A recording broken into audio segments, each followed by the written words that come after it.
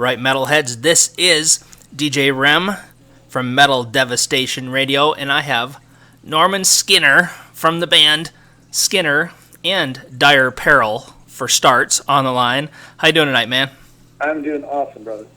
Very cool. Why don't you start by introducing yourself? I guess mention the bands that you're working with, and also, as far as Skinner goes and the new album that's coming up, mention the members of the band that are not with us tonight, if you would.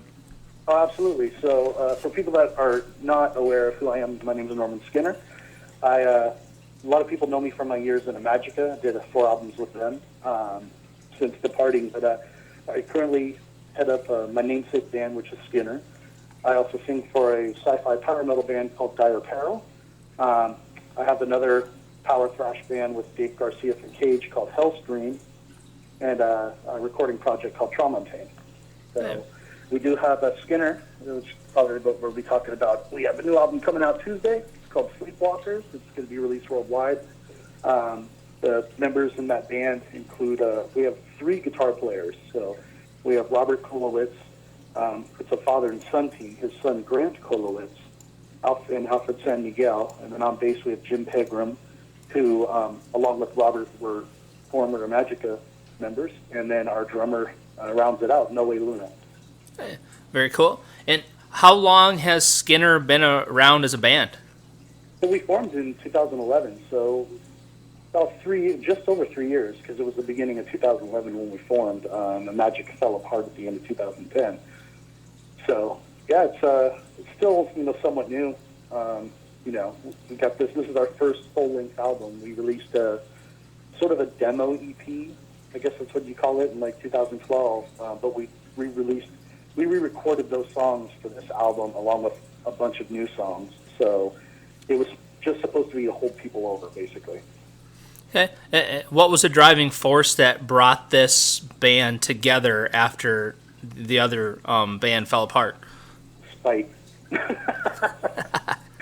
So, basically, to be completely honest, for a lot of people that pay attention, the Magic members didn't part on very well terms.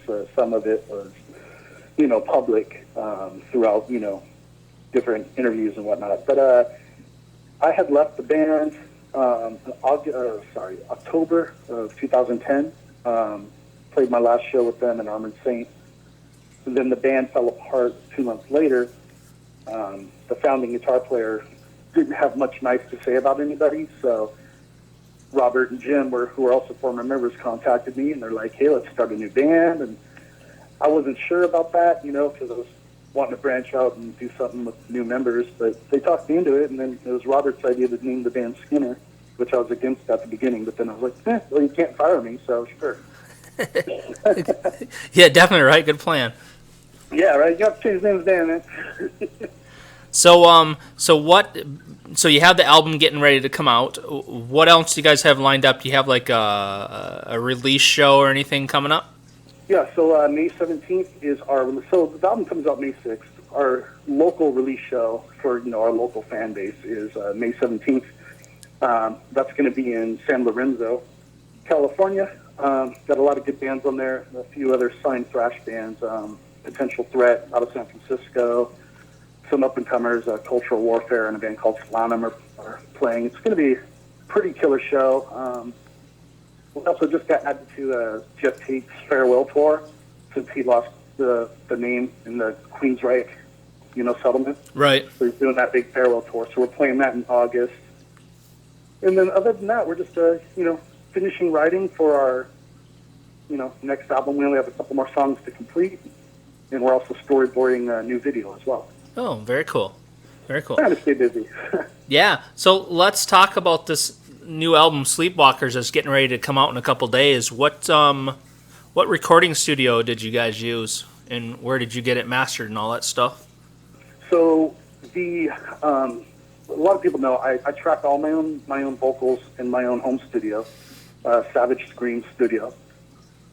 So I have full control over all the vocals. All of Robert actually engineered, I think, everything except the drums. So everyone went to his home studio, tracked it there. The drums and all the mixing was done at Hellfire Studios by producer Steve Pelletier, and that was here in the Bay Area, I think Santa Clara. And then we sent it out to The Basement, which is a mastering place in North Carolina. That mastering was done by Jeannie King. So we're very happy with the outcome. I mean, the whole album cost us $200. Nice. And that was just for the mastering. Everything else, Steve's a great friend, and he did our demo for us for free. We just chipped in for some new software upgrades for him.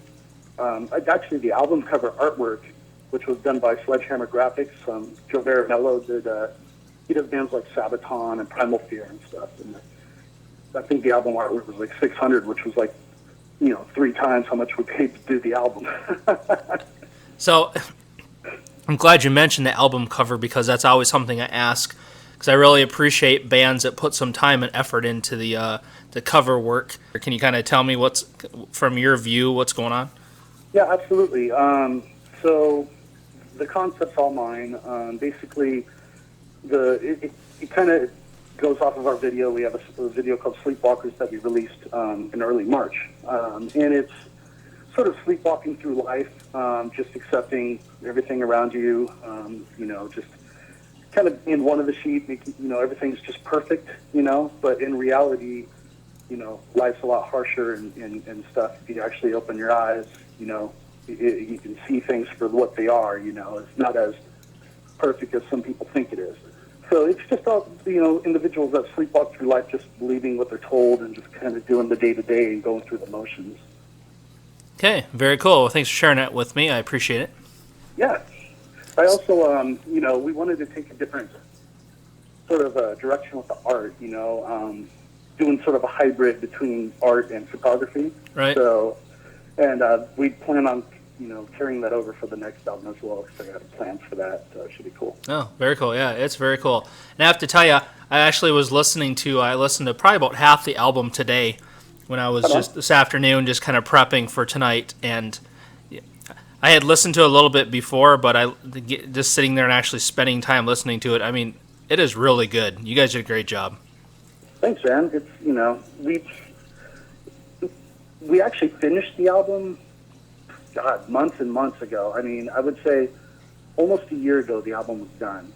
But, we just kept going back and forth with different labels and kept prolonging the release.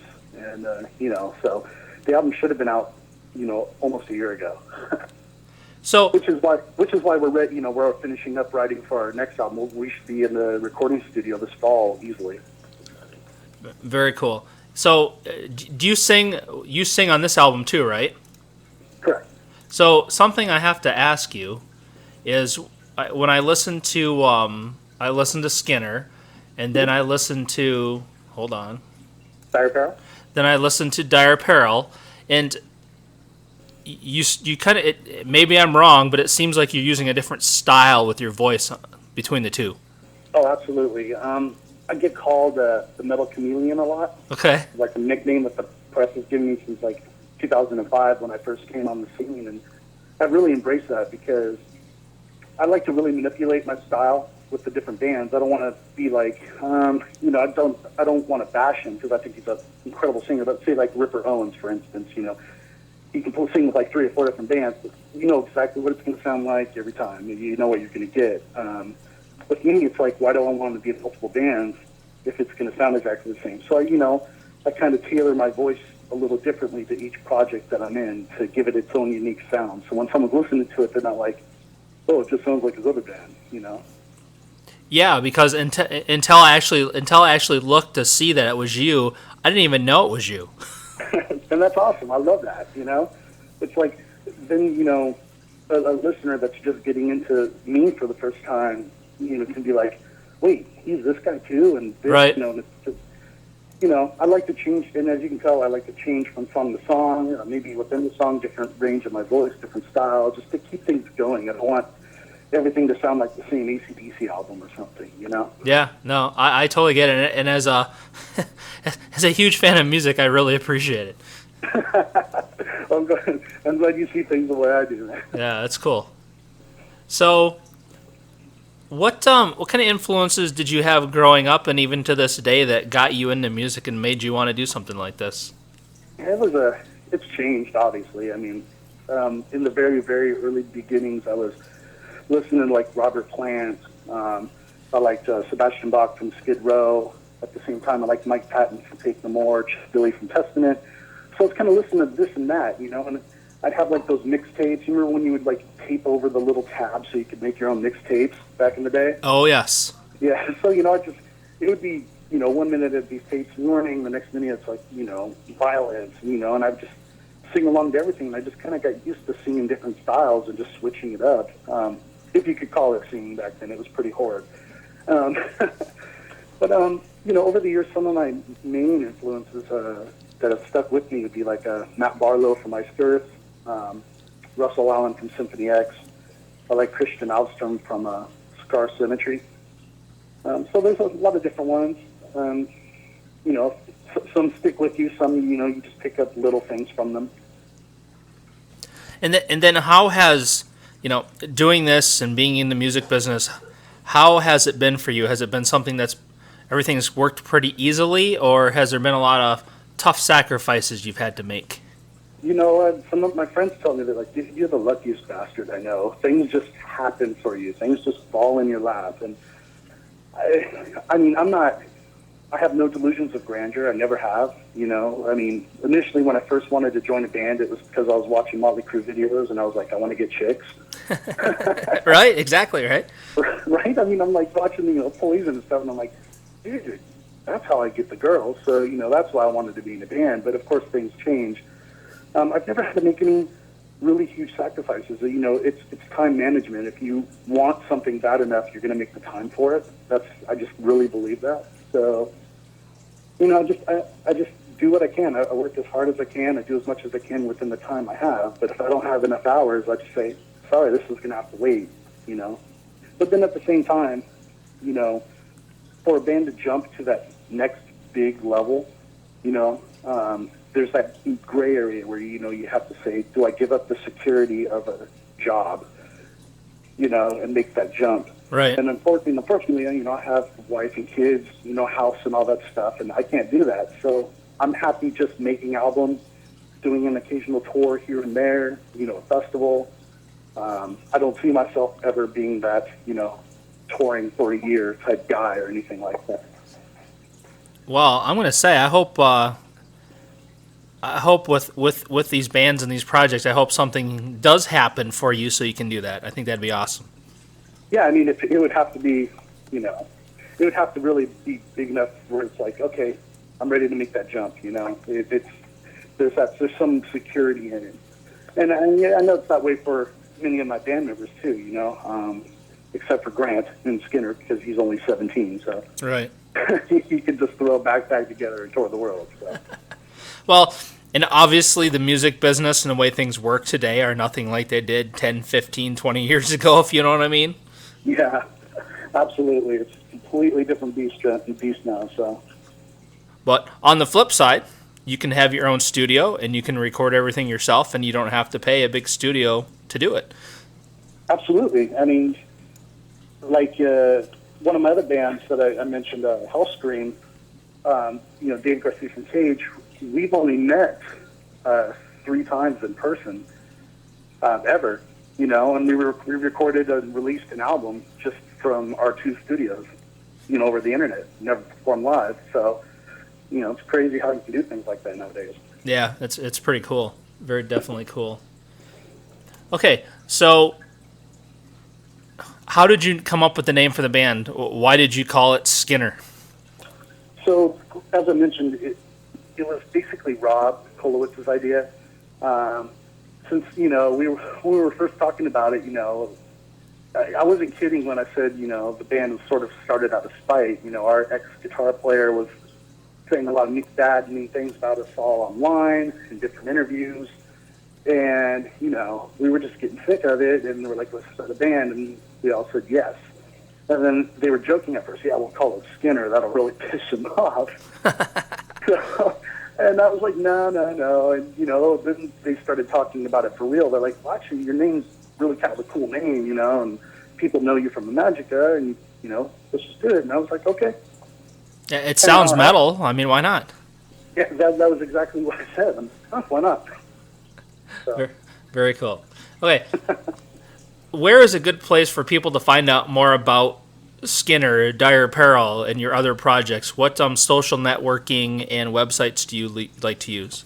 I would say for like a one-stop shop, you can hit up my website, which is normanskinner.net.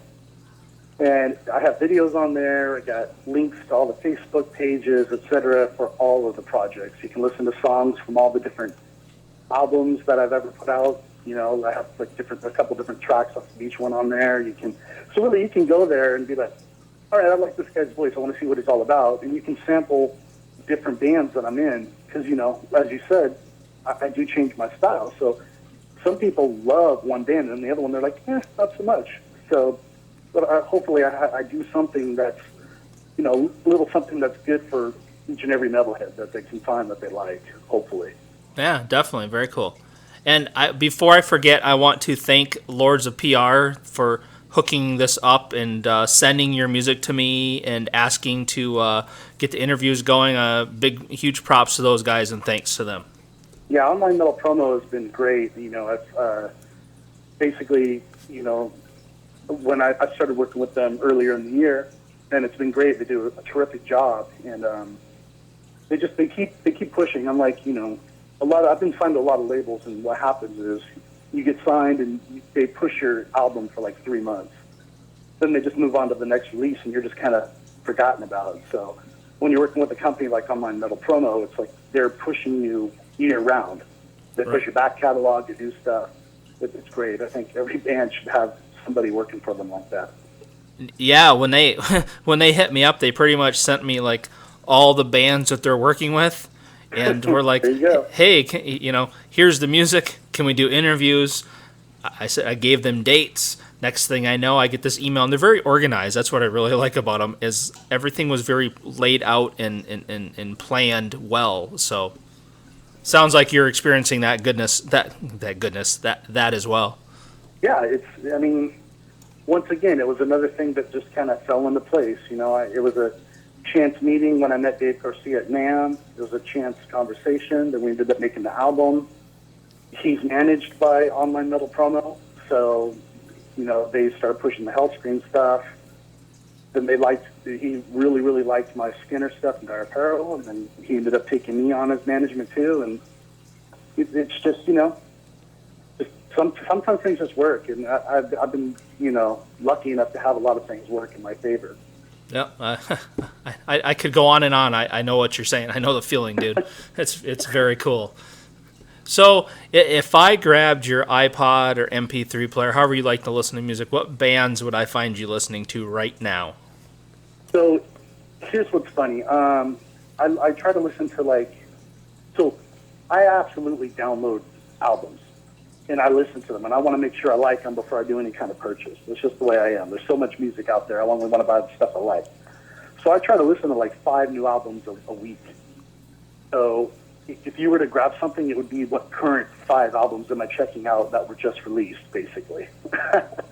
So like right now I'm listening to the new Vanishing Point. I'm listening to the new Brainstorm. Love those guys out of Germany. I'm listening to the new Delane. I like a lot of, for me, I like a lot of power metal. That's kind of where my heart's at. You know, heavy power metal. I like some progressive metal, a bit of thrash. So that's kind of the type of stuff I really listen to. If I'm just going to listen to music, just that, you know, I just put on Pandora and turn on one of my stations, and you know, it'll be everything from like, you know, Iron Maiden to, you know, Megadeth and everything in between.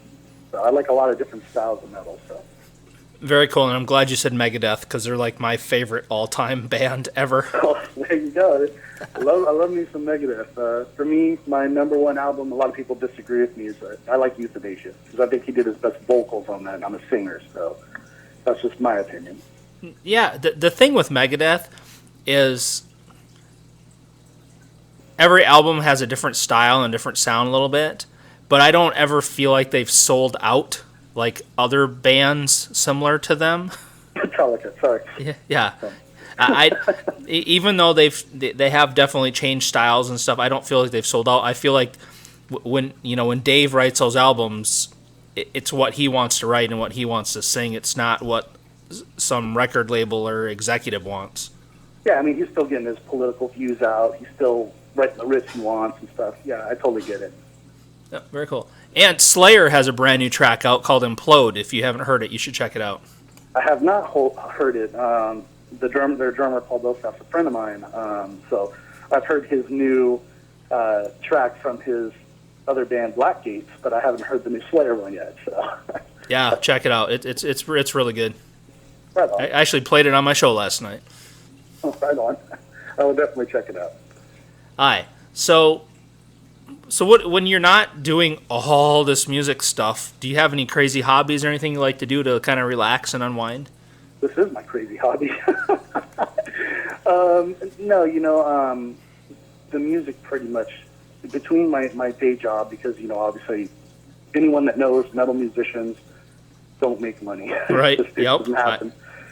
But between the day job, the family, all the different bands, I do a lot of guest recordings for people and stuff like that. I also launched my own label earlier this year, so that's really consumed what was left of my time.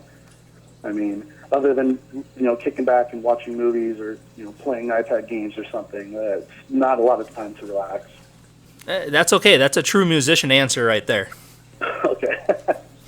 Most bands, probably 95% artists, when I talk to them, when I always ask that question, and I always know the answer I'm going to get, they're like, "What are you talking about? Music is my life."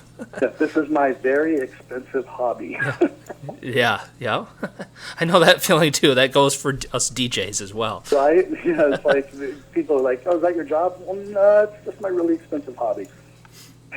Yep. I know the feeling. People ask me like, "Well, do you get paid to talk all these bands and stuff?" I'm like, "No, I just like to do it." Yeah, it's the passion of the music. I mean, Yep. I completely understand it.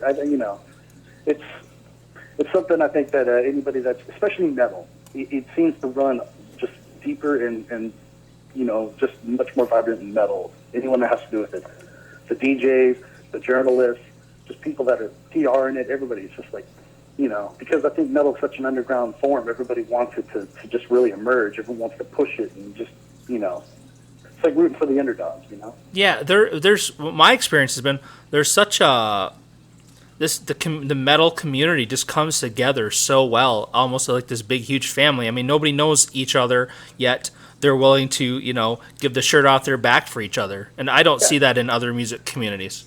Not at all. If I walk down the street and I'm wearing a Creator shirt or something, and some guy sees it, he's like, "Dude, cool shirt," there we go. There's a bond. Right, exactly. Right away, Yeah, very cool. Okay, so here's a question for you. What's the craziest thing that's ever happened to you at a live show you've done? Let's see. And it doesn't have to be bad. Well, I'll tell you something that happened to me first at a show I attended when I was a teenager. I went to see it was Machine Head, Violence, and The Organization, which was a spin-off of Death Angel. And I was at the Stone in San Francisco. And I remember some guy stage dove, and I saw it out of the corner of my eye, but he stage dove feet first, and I got a combat boot right to the head, and I literally almost was knocked out. I was just seeing stars, didn't know what was going on. But as far as being on stage, this crazy, huh? I mean, I've seen people stage dive, heads, and hit their heads. I actually was doing a sound check once. And it was we were opening up for Paul Di'Anno, Killers, the former Iron Maiden singer. Okay. And I didn't know that my foot was to the very edge of the stage because I was facing the drummer. And I'm just singing, sound checking. I go to turn to walk forward, and I just fall 6 feet off the stage, just flat on the floor. And all of his roadies and crew, and I think he was over there eating nachos or something, they were all on the side. They're just clapping and laughing at me. You got a little standing ovation, probably. Yeah, man. I think I was 17 years old, too. Nice. So, but yeah, most of the shows I play have been pretty tame. If anything crazy happens, I'm always the guy that misses it seems. Like, what? I didn't see that? Oh, man. So. Okay, now. So what? Oh, I was going to say, but watch, after I'm done talking to you, I'm just like, oh, that one thing. I should have told him about that. Oh, of course. That's how it goes. Yep. Definitely. All right. So this next question, we're going to dedicate it to Skinner, and this is the most important question of the interview. So I hope you're prepared. I'm always prepared, I think. Which one of the guys in the band, including yourself, spends the most time in front of a mirror before you guys go on stage? I would say that'd be me. It'd be either me or Jim, but I'm pretty sure it's me. I mean, I'm like, my wife says that she thinks I was a bird in a past life because, I can't pass a mirror without looking into it. I'm always, pruning, making sure everything's just right, my hair and everything. And, I remember back in the day when, I had my super long hair and stuff, I just tie it back, and didn't care. But now that it's short, it's got to be just right. Whatever. Yep. Oh, yeah. And people think that they're like, oh, was it so hard, dealing with the long hair? I'm like, no, it was easy as hell. Short hair is what's hard. You got to, style it. You style it. You got to use product. I mean, you got to primp it. It's got to be just right. No, yeah, absolutely. I'm always running out of product, so. Oh, man. Okay. Is there anything else that you want to tell everyone that's going to hear this interview about yourself, Skinner, any of the other projects? Anything I haven't asked you want to make sure people know? No, I mean, mainly the website, which we covered, normanskinner.net. I mean, that's just a great introductory point for me and all my bands. For those that don't know, Dire Apparel is... So Skinner, we're a power thrash band. Dire Apparel is a science fiction-based power metal band. Everything is sci-fi based, so it's kind of a different niche, So if you got that nerd streak in you, we might appeal to what you like. But other than that, check out our Sleepwalker video by Skinner. It's on YouTube. We released it March 9th. And then we have our new album, Sleepwalkers, coming out this Tuesday, May 6th. And you can actually pre-order it right now at Dead Inside Records, which is my own label that I've launched. So if you go to deadinsiderecords.com, you can pre-order that. And you'll get it shipped out the first day it's released. Okay, very good. Well, I wish you and the band best of luck. And I wish you best of luck with all your other projects you have going on as well. And, I hope to keep seeing new music coming from you guys, and so I can keep pushing and help do my little part to promote. Absolutely, man. It's a total partnership. That's what all musicians need to understand that. I know not all do, but it's a total partnership between, anybody, any journalists and media and DJs and stuff, and the musicians, so. Okay. Well, thanks again for taking time to call in. Please tell all of the guys you work with that I said hello, and if any of these other guys, if any of your friends in other bands that are looking for promotion and looking to get music played, other projects you're part of or not part of, and just like you mentioned, you do some guest appearances and stuff. Any of those guys out there that are looking to get some promotion out there and get radio play, have them hit me up. Oh, definitely, most definitely. Because I'm definitely down to help, whoever I can. So.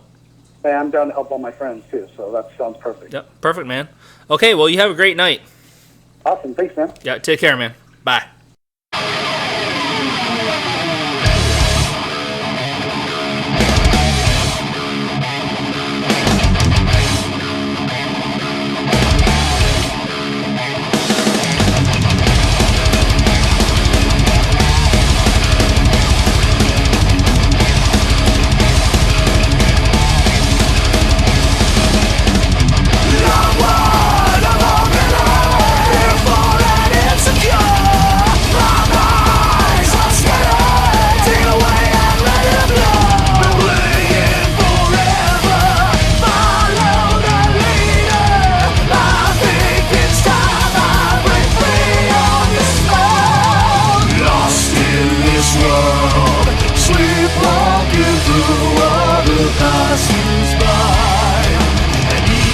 Wears their disguise.